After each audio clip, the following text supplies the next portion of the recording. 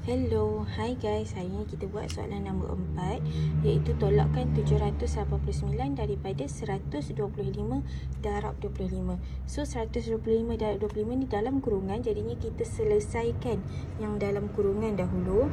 Jadinya 125 darab 25. Okay, so kita buat operasi darab. 5 kali 5, 25. 2 kali 5, 10. 12, 5, 6. Okay, 2 kali 5, 10.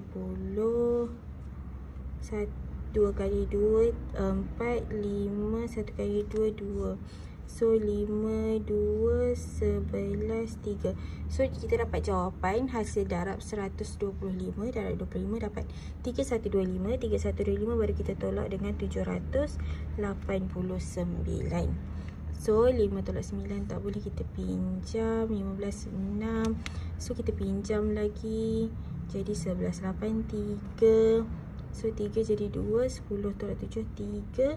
2, 3, 3, 6. Jawapan dia B.